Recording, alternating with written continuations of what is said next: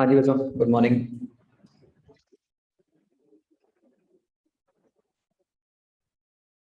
और क्या डिस्कस करना है?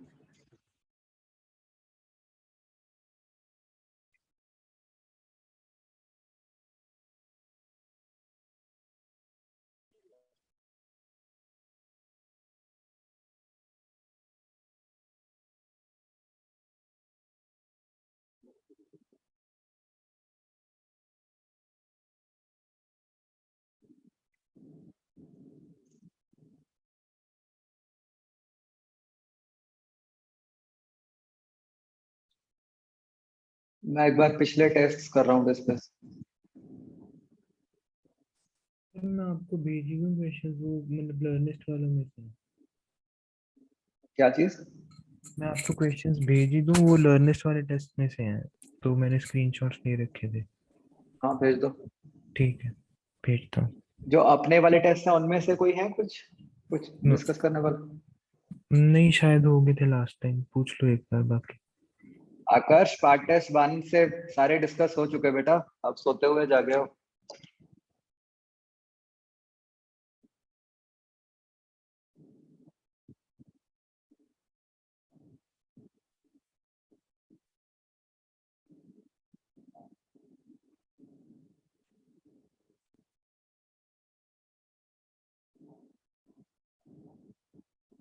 तो एक बार, हाँ वो सारे पार्ट टेस्ट डिस्कस हो चुके हैं।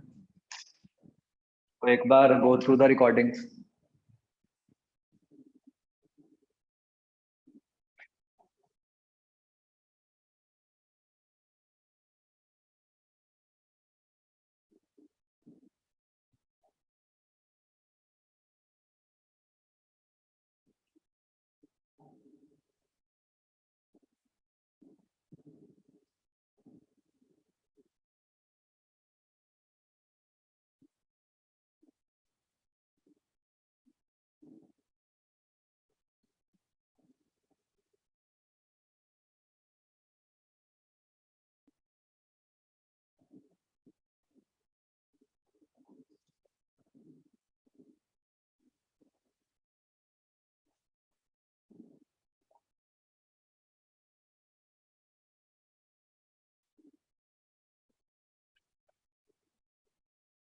हाँ, फिर कैसे? मुझे भेज दो व्हाट्सएप पे, फिर जो जो डाउट्स हैं इंडिविजुअल।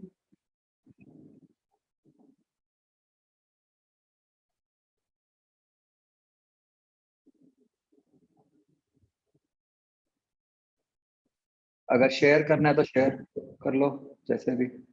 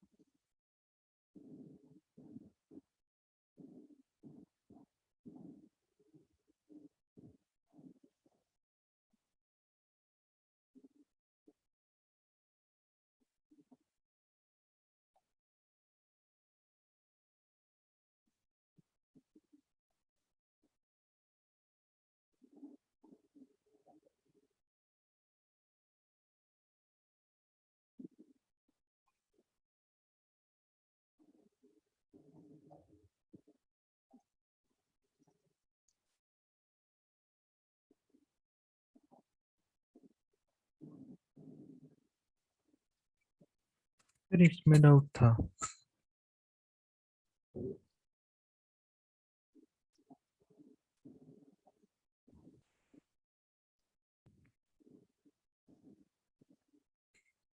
अगर आप एसी की फ्रीक्वेंसी बढ़ाओगे तो यस सर। तो जो कैपेसिटर की इम्पीडेंस है वो बढ़ती जाएगी, ओके सर। है ना? तो अगर कैपेसिटर की इम्पीडेंस बढ़ रही है तो सर्किट के अंदर करंट कम हो रहा है। Okay sir. हाँ, तो उससे आप देख लोगे कि सर अब कैपेसिटर की इम्पीडेंस कम नहीं होगी, 1/ओमेगा से नहीं होता? हाँ, उल्टा बोल दिया मैंने। हाँ जी, तो करंट कम होगा, नहीं करंट ज्यादा होगा सर्किट में। मतलब आपको लिखना पड़ेगा ना, एक्चुअली क्या है कि जब आप कैपेसिटर के अक्रॉस पोटेंशियल डिफरेंस लिखोगे तो आई एक्स ही होगा। Yes sir. तो ऊपर भी एक्स ही आ गया, और आई जो है हाँ जी। वो आपका क्या बन गया, E upon R Z. Square plus X E square. Yes sir. हाँ जी। ठीक है। हाँ जी, इससे आगे क्या करना है, मतलब समझ नहीं आया अभी। वो तो कुछ भी हो सकती है और टोटल वैल्यू पे डिपेंड नहीं करेगा वो? मतलब आपके न्यूमरेटर में एक्स ही आ रहा है, डिनोमिनेटर में भी एक्स ही आ रहा है। डिनोमिनेटर में एक्स स्क्वायर नहीं आ रहा? हाँ, रूट में है ना। हाँ जी। मतलब X C upon root of R square plus X C square बन जाएगा, हाँ जी। राइट। हाँ जी, तो इससे तो आगे हम कैसे कंक्लूड तो करें? इसको आपको थोड़ा देखना पड़ेगा कि जैसे मान लो जीरो है तो ये जीरो ही बन गया, यस सर। है ना। हाँ अगर जी। मान लो इन्फिनिटी है, ओके सर। लेट से, तो तो भी जीरो बन गया? ना, इन्फिनिटी पे वो कट जाएगा ना, वन ही बन जाएगा। अच्छा हाँ ठीक ऊपर है भी हाँ, एक्स सी ठीक नीचे है। भी एक्स सी, ठीक है। तो कट जाएगा तो कुछ कांस्टेंट आ जाएगा, ओके सर। राइट। ठीक है। तो तो फिर इसका मतलब पहले तो जीरो था, बाद में कांस्टेंट हो गया? मतलब बाद में जाके उसकी कुछ फिक्स्ड वैल्यू बन गई, यस सर। राइट। तो तो तो इंक्रीज आएगा? मतलब या तो ए आएगा या डी आएगा, ओके सर। इन दोनों में से। तो वो ठीक है। फिर आपको थोड़ा सा चेक करना पड़ेगा कुछ एक आधी और वैल्यू लेके ना, कि कैसा आ रहा है। एक आधी और वैल्यू कैसे, मतलब भी कौन सी वैल्यू लेंगे जीरो और इन्फिनिटी के अलावा, कि पता लग जाए कि फाइन का डिक्रीज होना शुरू हो गया ये? मतलब देखो, जो एग्जैक्ट मैथमेटिकल वे होता है वो तो ये है कि डिफरेंशिएट करके देखो कि उसका मैक्सिमम वगैरह क्या आ रहा है। Okay sir. अगर मैक्सिमम इन्फिनिटी पे आ रहा है फिर तो सिर्फ इंक्रीजिंग आ जाएगा, अगर कहीं इन बिटवीन मैक्सिमम आ रहा है और सर तो। इसको ऐसे नहीं सोच सकते थे कि आर और सी के अक्रॉस पोटेंशियल डिफरेंस कांस्टेंट होगा, सी के अक्रॉस ड्रॉप करी जा रहा है तो आर के अक्रॉस इंक्रीज ही करेगा? नहीं, आपको वैसे आर के क्रॉस नहीं पूछा, आपको सी के क्रॉस ही पूछा है। मतलब अगर आर, तो अगर सी के आर के क्रॉस इंक्रीज करना चाहिए अगर सी के क्रॉस डिक्रीज करेगा, क्योंकि कॉम्बिनेशन के क्रॉस तो पोटेंशियल डिफरेंस कांस्टेंट है। हाँ, सोच दूसरा तरीका ये भी सही है कि अगर आप सीधा सोचो कि फ्रीक्वेंसी बढ़ाओगे तो एक्स ही बढ़ेगा, ओके सर। है ना, तो उससे भी देख सकते हो फिर।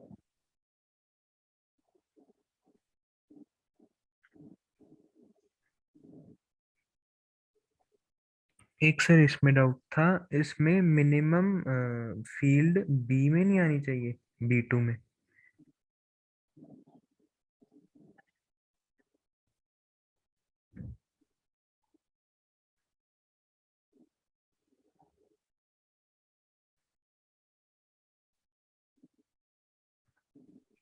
क्या फील्ड क्या? इसमें मिनिमम फील्ड B2 में नहीं आनी चाहिए?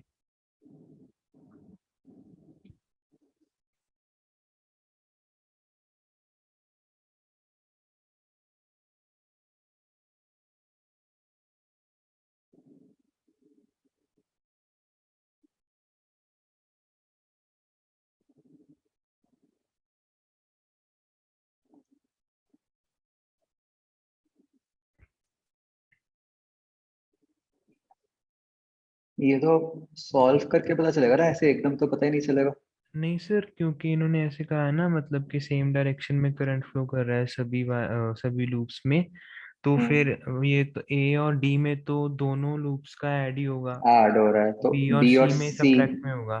तो सी में एक हाफ लूप का ज्यादा रेडियस का है, तो उसके कारण फील्ड थोड़ी नहीं कम तो होगी। आप ये सोचो ना कि अ, मतलब बी और सी वाला एक्सप्रेशन लिख के देख लो, बस उससे पता चल हाँ जाएगा। हाँ जी सर, बी उससे बी मिनिमम आ रहा है, और बी मिनिमम वाली कोई ऑप्शन नहीं है। आंसर इन्होंने ए दिया, डी दिया था। क्या दिया था आंसर? डी। नहीं, डी तो नहीं हो सकता, तो गलत होगा, बी होगा। Okay sir.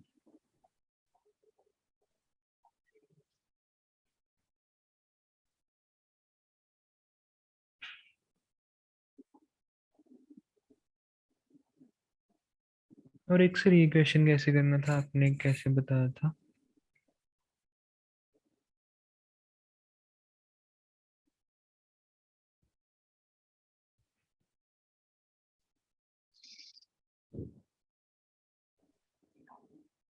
अरिथमेटिक मीन तो मैंने ये इस तरह कहा था कि बेसिकली इनइक्वालिटी होती है A M greater than equal to G M greater than equal to H M.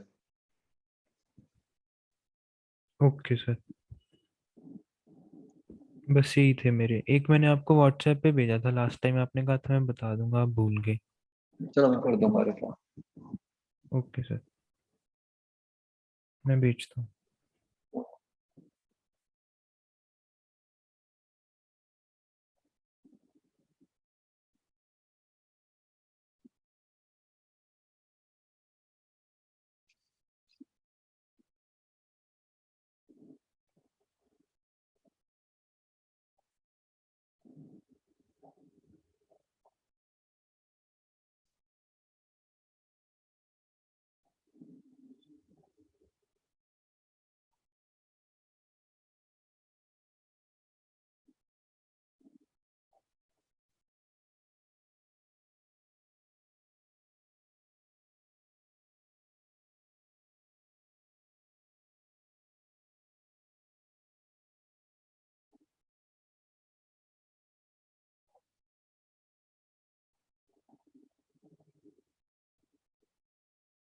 तो दीपजोत आपने भेजा उसमें तो वो कंसेप्ट लगता है ना कि मतलब पहले कैपेसिटर को चार्ज किया फिर उसको,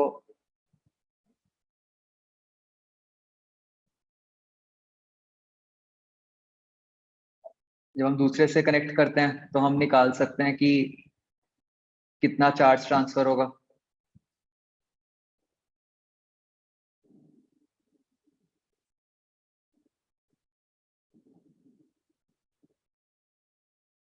याद आया वो जो हमने रिजल्ट किया था, Q1/C1 equal to Q2/C2 equal to Q1 minus Q2 over C1 plus C2, उससे होगा ये।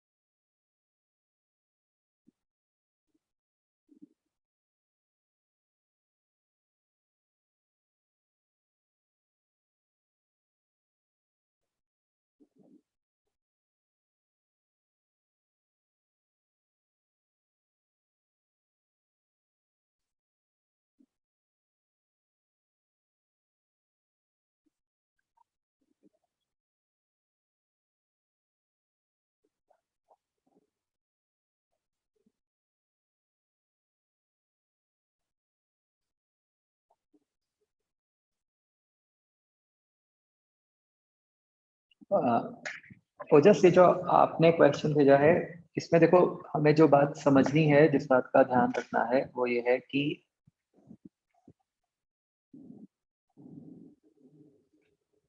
जो फोर्स लग रही है वो किस पे लग रही है। वो फोर्स बेसिकली ये जो एज बन रही है ना उस पे लग रही है।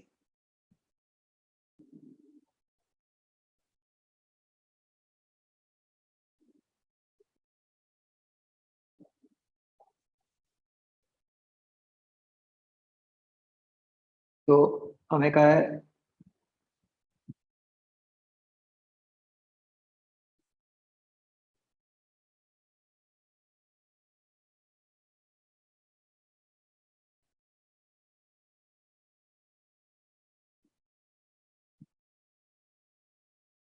बेसिकली,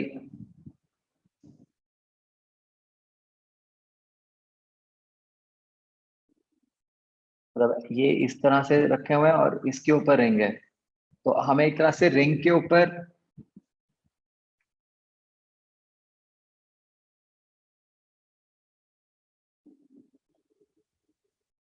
निकालना है ना। तो रिंग का जो क्रॉस सेक्शनल एरिया है वो एस दिया हुआ है।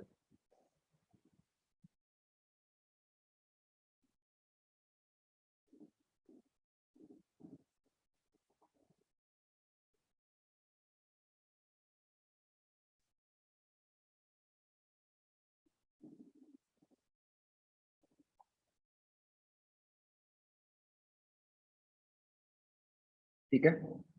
तो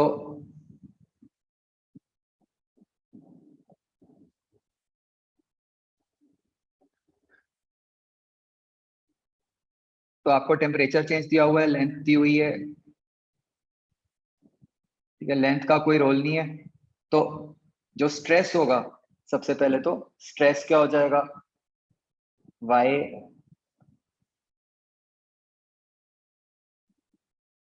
इसमें वो वाला, अच्छा एक मिनट, इसमें ना क्या होगा, इसमें ये कंसेप्ट लगेगा कि टोटल स्ट्रेन हम जीरो करेंगे, जो कि इक्वल टू होगा thermal plus elastic. Thermal strain क्या होता है, अल्फा डेल्टा टी। और इलास्टिक क्या होता है, इलास्टिक स्ट्रेन वो हो जाएगा जो भी स्ट्रेस हुआ अपॉन यंग्स मॉडुलस। इसको जीरो करोगे तो इससे आपके पास स्ट्रेस निकल आएगा। इसको जब हम एस से मल्टीप्लाई कर देंगे तो उससे फोर्स निकल आएगी।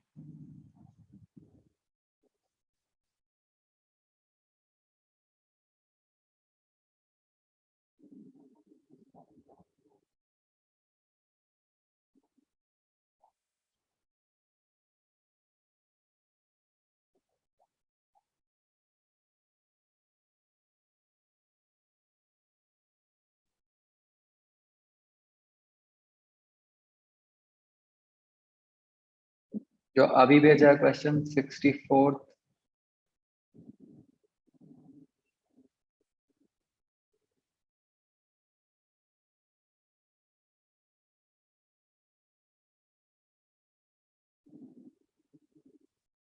नहीं 2 टाइम्स नहीं करेंगे, ये पूरे पार्ट की फोर्स ही आएगी।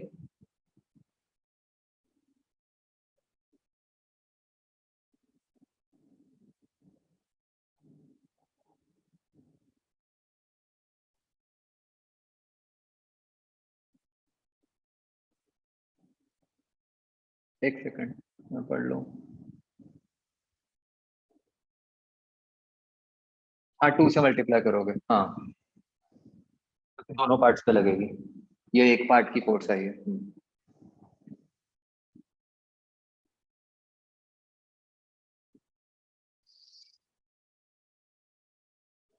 दीप ज्योति जो अभी आपने भेजा है इसमें एंगल ऑफ पोलराइजेशन कौन सा होता है, जो ब्यूस्टर्स एंगल होता है। तो ब्यूस्टर एंगल निकाल के उससे फिर क्रिटिकल एंगल निकल आएगा।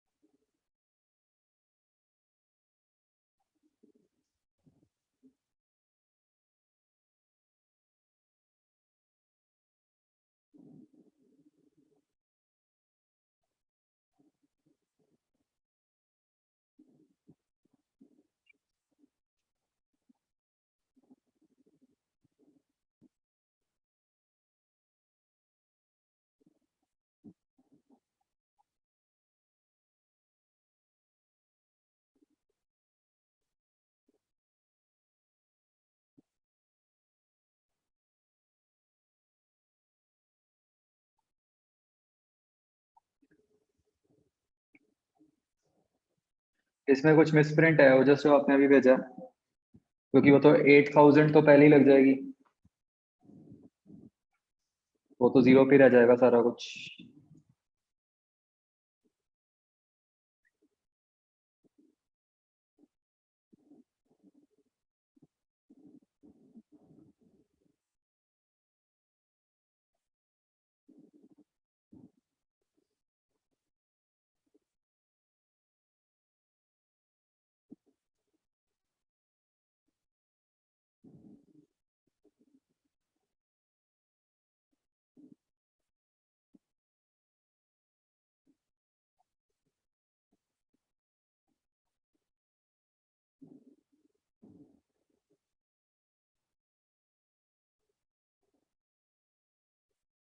हाँ ठीक है।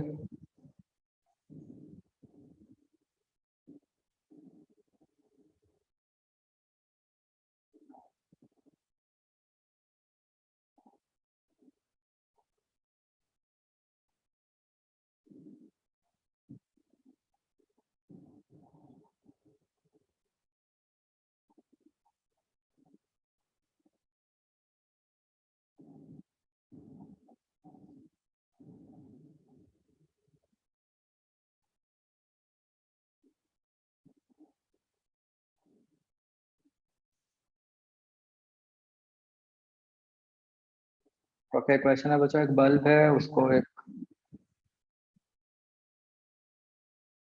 पैरेलल वॉल पे उसकी इमेज बनानी है और बीच में एक लेंस रखा हुआ है। लेंस का डिस्टेंस d है।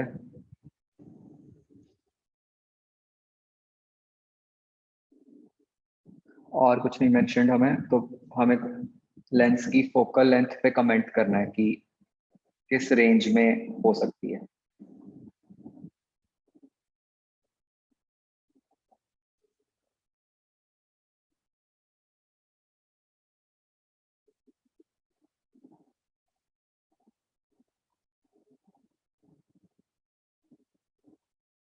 तो देखो बच्चों, यहाँ पे अगर हम सोचें, मतलब जो अगर हम अलग अलग ऑप्शंस देखें,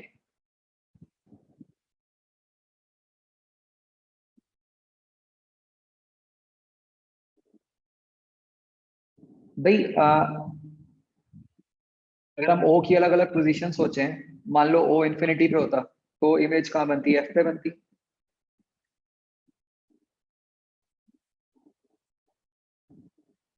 है ना। और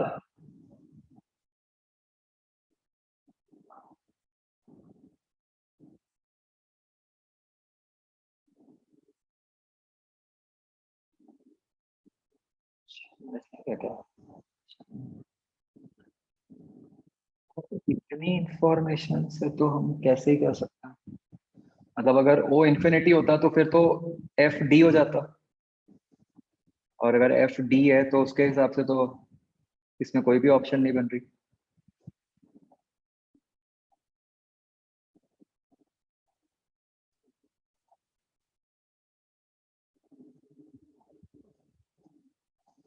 कुछ मिसप्रिंट है क्वेश्चन में।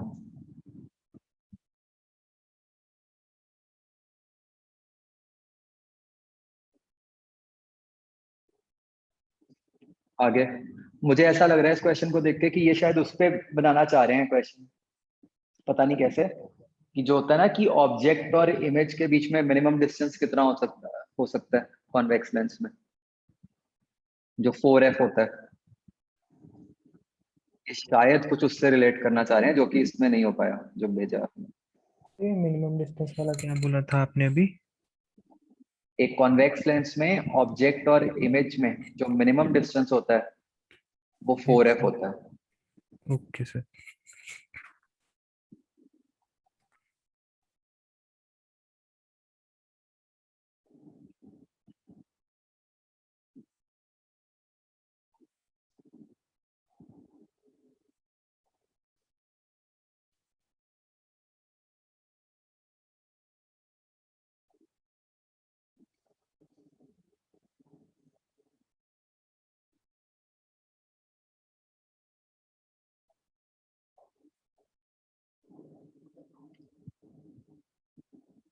जो तभी मेरा एक बैच में शुरू होने वाला है वो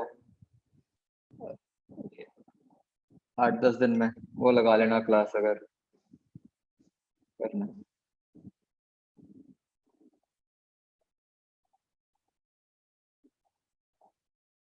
हाँ जी सर, सॉल्यूशन में तो ऐसा ही कुछ दिया हुआ है इन्होंने, 4f वाला। क्योंकि वो ऑप्शन से ऐसा दिख रहा है ना कि कुछ कहीं ना कहीं वो d/4 से रिलेट कर रहे हैं, बट उसके हिसाब से उन्होंने लिख कुछ गलत दिया। उन्होंने किया हुआ capital D/4 is equals to small d/2। Capital D क्या है? कैपिटल डी है distance between first wall and second wall. Means first wall क्या गया, बल्ब एंड सेकंड वॉल। हम्म। और स्मॉल डी है distance between lens and wall. अब वो तो दिया ही है। तो इन्होंने कहा U is equal to V, और वो हो गया स्मॉल डी। तो फिर तो फोकस फिर एंगल। वही लग रहा है ना कि या तो वो ये कहना भूल गए क्वेश्चन में कि ये भी डी है। ओके सर, ठीक है।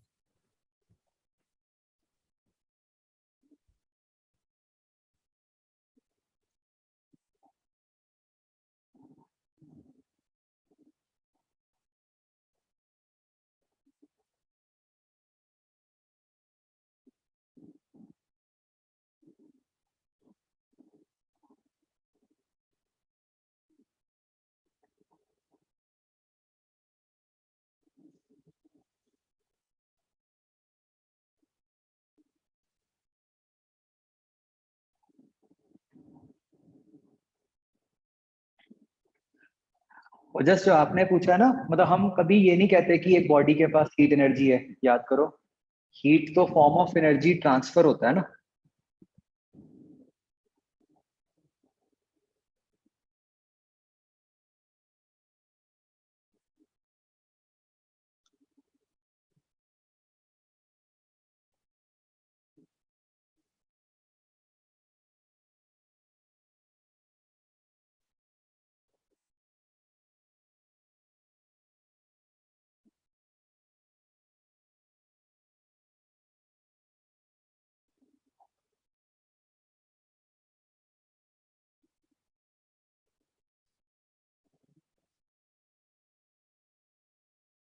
और बचाओ, एनीथिंग एल्स?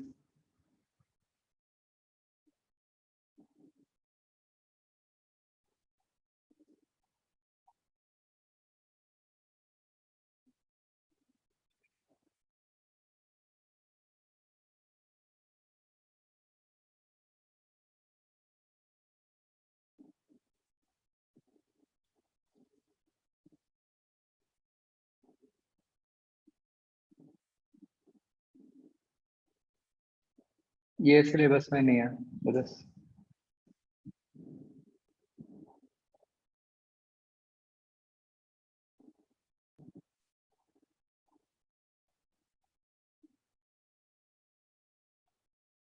डिब्रो तो अभी नहीं है, मतलब उसमें लगेंगे 5-6 लेक्चर अभी, तो मेरे से 7-8 दिन बाद कंफर्म करना।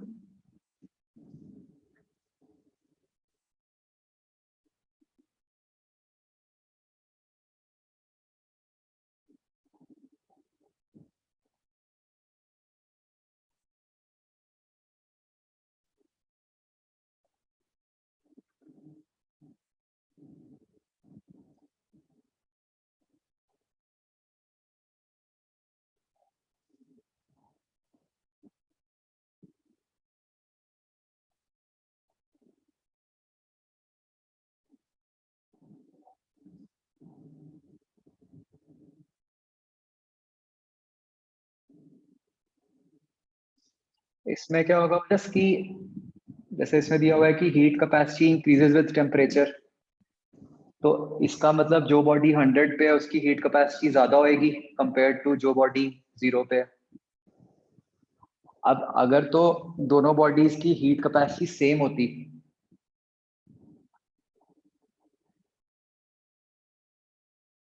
ठीक है, तो फिर तो ये होता कि आंसर एग्जैक्ट 50 आता। लेकिन क्योंकि अब 100 वाले की ज्यादा है हीट कैपेसिटी,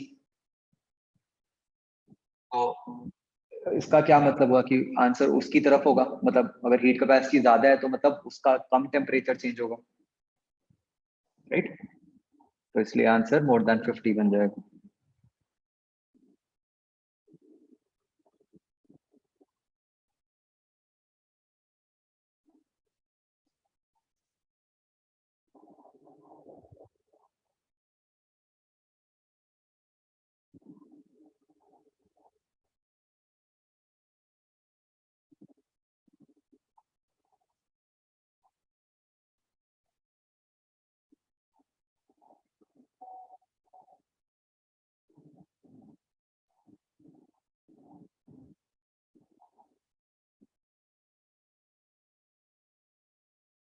क्रॉस मतलब परपेंडिकुलर।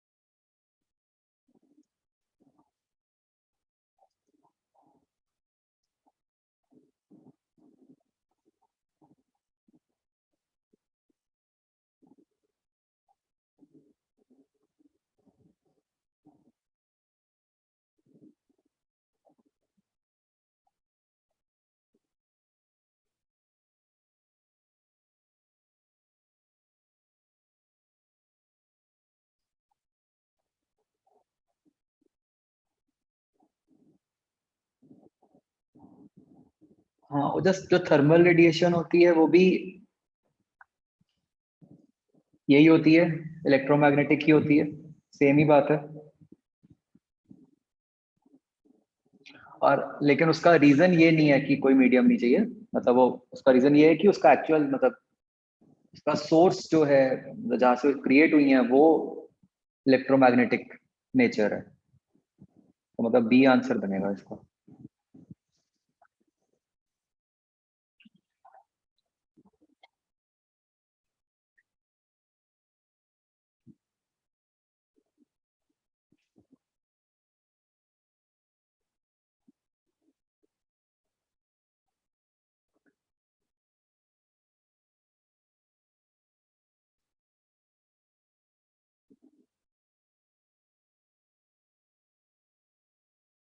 नहीं, ओएमआर में कुछ अलग से मार्क नहीं होगा, वो तो क्वेश्चन नंबर से आपको आइडिया लग रहा है।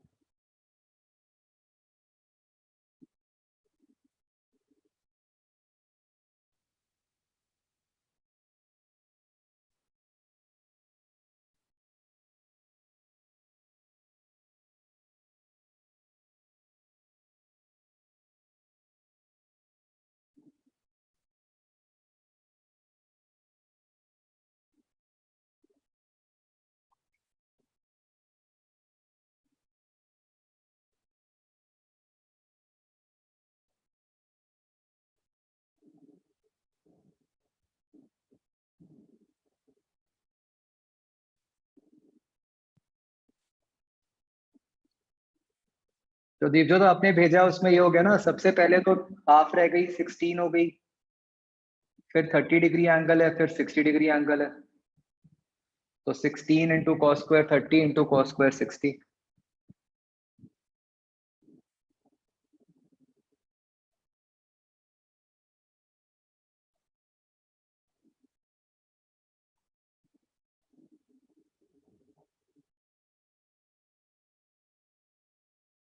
इसका रीजन जो था वो जस्ट मतलब हम ये नहीं कहते कि वेव इलेक्ट्रोमैग्नेटिक इसलिए है कि उसको मीडियम नहीं चाहिए होता है ना। इलेक्ट्रोमैग्नेटिक का रीजन तो ये है कि भाई वहां पे कि मतलब जो ओरिजिनेट हुई है वेव वो इलेक्ट्रॉन्स के ऑसिलेशन से हुई है।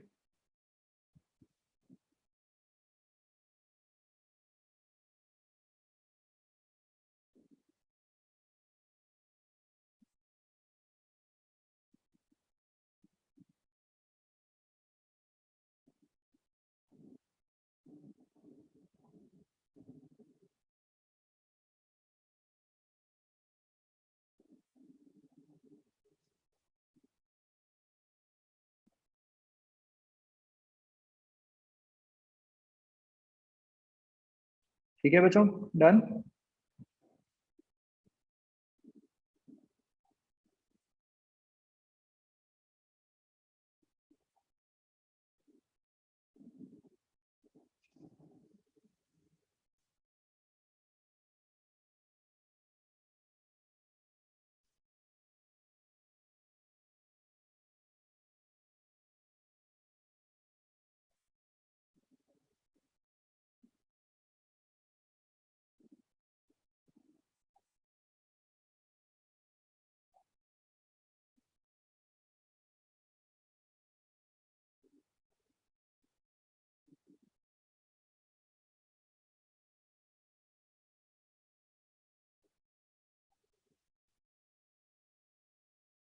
ओजस, वैसे मैं आपको आगे के लिए बता रहा हूँ कि ये ना प्रीवियस ईयर में आप ये एम्स और इधर उधर के सीईटीज के मत करो।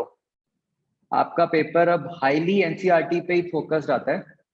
ठीक है, तो आप मतलब इररेलेवेंट क्वेश्चंस पे अपना टाइम मत खराब करो बिल्कुल।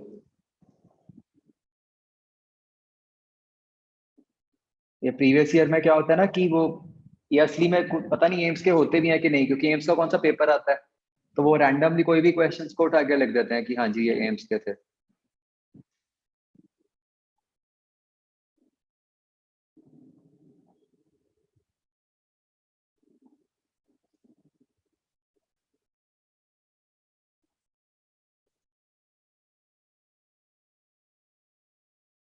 ये जो क्वेश्चन है ये उस तरीके से करना है कि मतलब आप पहले इंटेंसिटी, बस इंटेंसिटी क्या होगी, पावर, पहले निकालोगे सिग्मा ए टी की पावर 4 अपॉन 4 पाई आर। ये करना है, ये जो सोलर कांस्टेंट होता है बेसिकली, ये वो चीज निकालिएगा।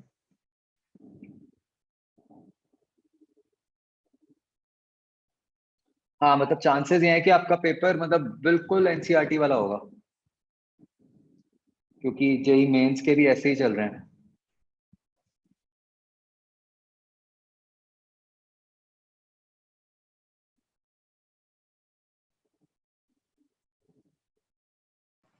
सर, हाँ जी, जो भी हमारे पेपर होंगे, ये मतलब आप थोड़ा मिक्स डालोगे कि मतलब जो से पहले एग्जैक्ट पेपर आए हुए थे नीट के वैसे डालोगे?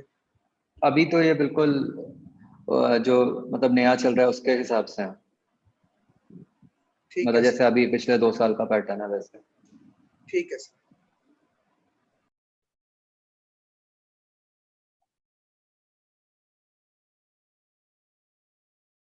हाँ हाँ, वो तो पूछ लो।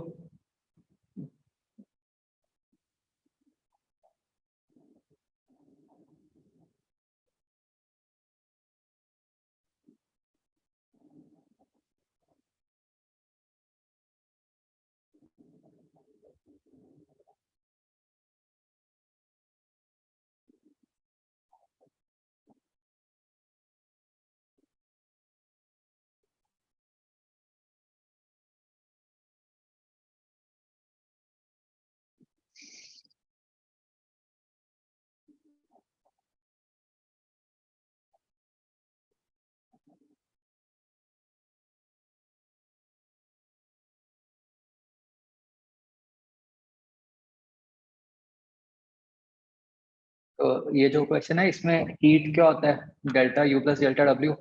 डेल्टा यू तो सेम है, डेल्टा डब्ल्यू किसका ज्यादा होगा, जिसका एरिया ज्यादा होएगा, तो वो 3 का सबसे ज्यादा आ गया।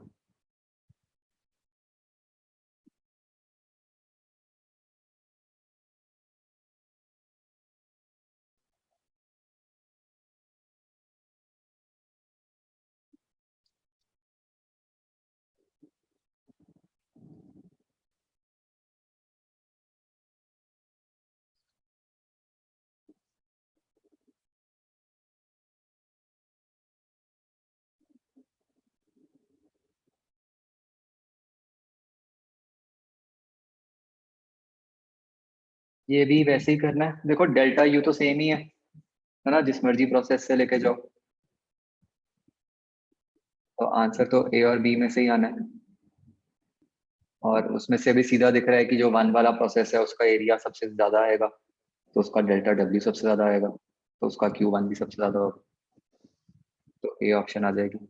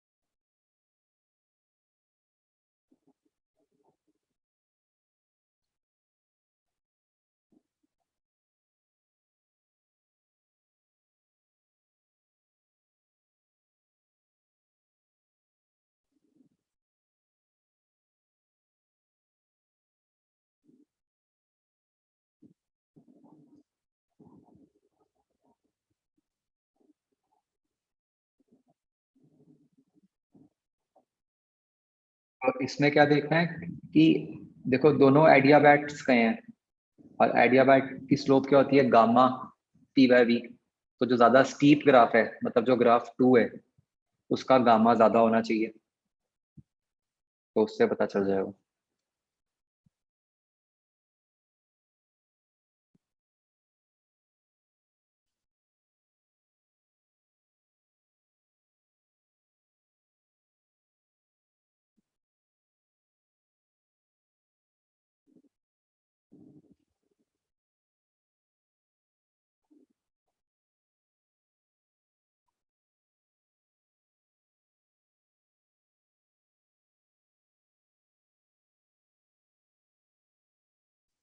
हाँ, तो ये जो ऑप्शंस है वो मोनोटॉमिक डायटोमिक है ना, तो जो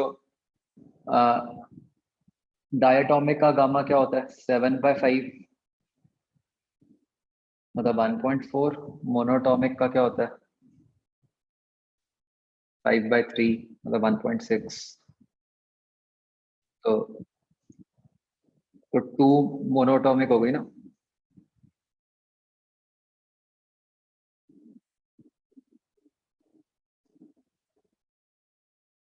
तो बी बनेगा।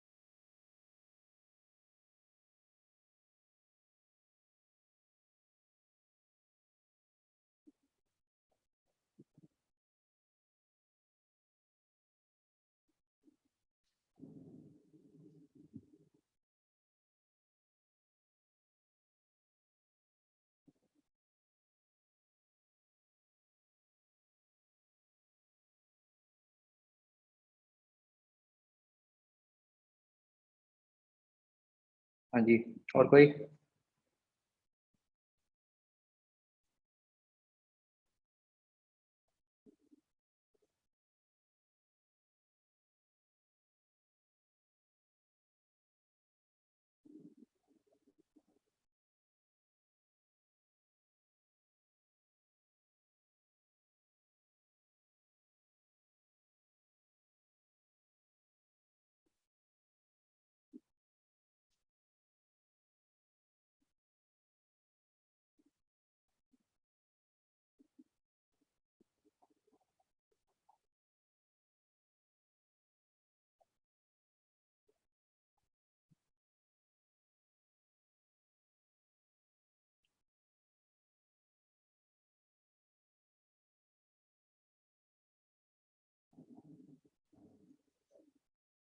11th क्वेश्चन में एक्चुअली थोड़ी सी कंफ्यूजन है, मतलब ये क्लियर नहीं हो रहा कि मतलब कि वो क्लोज्ड वेसल में है या कैसे है, कि मतलब अगर तो वो कोई ओपन वेसल में है तो फिर तो कोई प्रोसेस हो रहा है जो कि हमें मेंशन नहीं है, तो फिर हमें ये अजम्पशन लेनी पड़ेगी कि वो कोई सी क्लोज्ड वेसल में ही है, तो इसलिए वो सिर्फ मतलब एनसीवीडीटी वाली टर्म ही आ रही है और कोई टर्म नहीं आ रही। नहीं सॉरी, एनटीपी लिखा है ना, तो फिर तो ये अगर एनटीपी लिखा है इसका मतलब तो ये क्लियर हो गया कि प्रेशर कांस्टेंट है, तो ये मतलब एनसीपी डेल्टा टी वाला फॉर्मूला लगाएंगे फिर हम।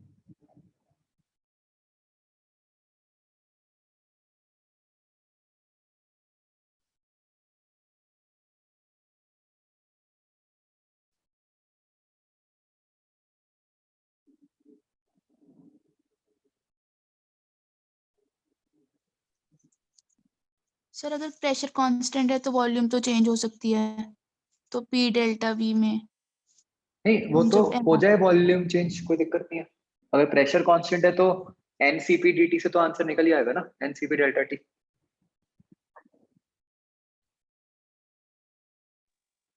Okay sir.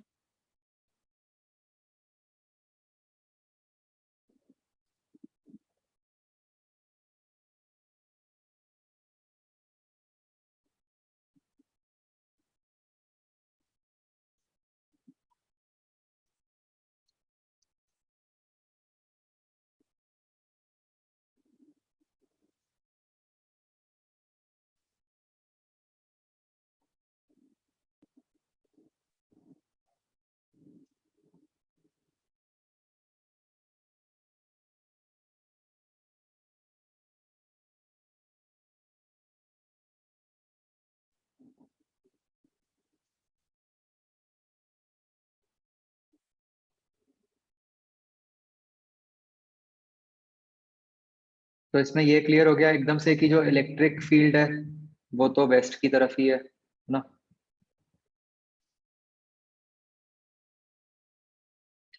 अब हमें कहा है कि अगर उसको हमने नॉर्थ की तरफ प्रोजेक्ट किया वी नॉट से,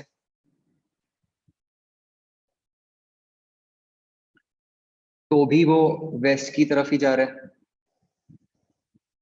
तो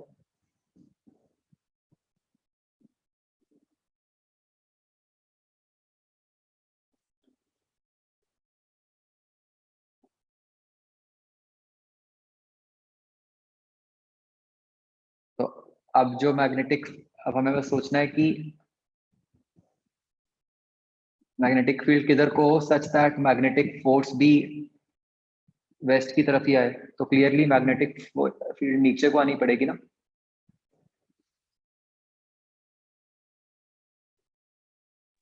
सर इसका आंसर ए दिया हुआ था इसलिए मुझे कंफ्यूजन अच्छा हो रही है। हाँ दिया।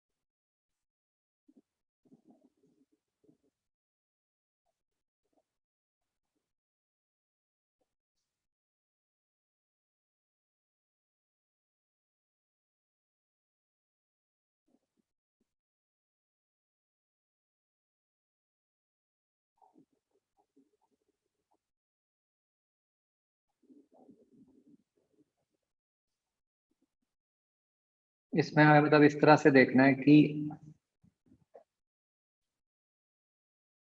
मतलब आपको कहा है कि मैग्नेटिक फील्ड वर्टिकल में है, कहीं को भी मान लो ऊपर या नीचे,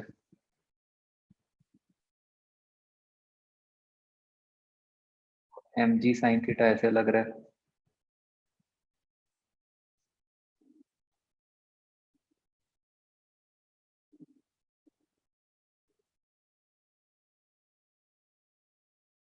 तो जो मतलब मैग्नेटिक फील्ड की फोर्स है IBL, उसका कंपोनेंट लेके उसको mg sin थीटा से बैलेंस कर दो। करंट मतलब इनटू द प्लेन या आउट ऑफ प्लेन होगा।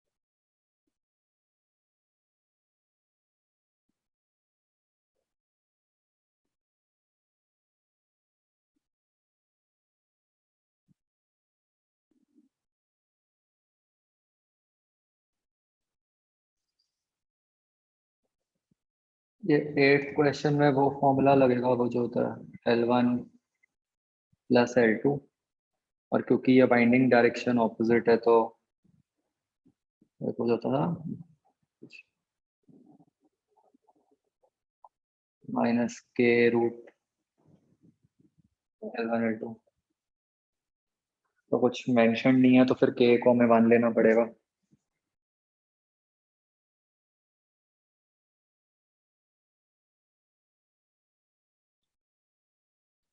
यही था फॉर्मूला, क्या था 2k था, मैं भूल गया।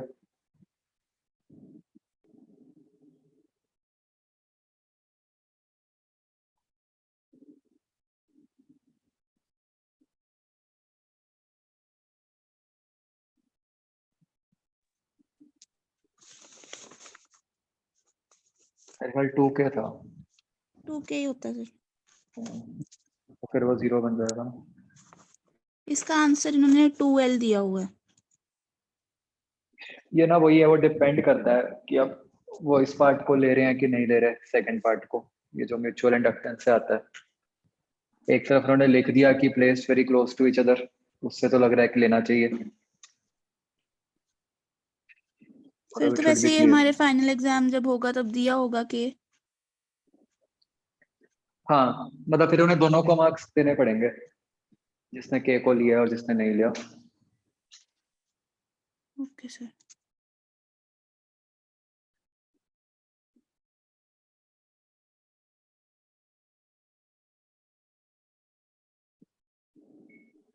थैंक यू सर, हो गए।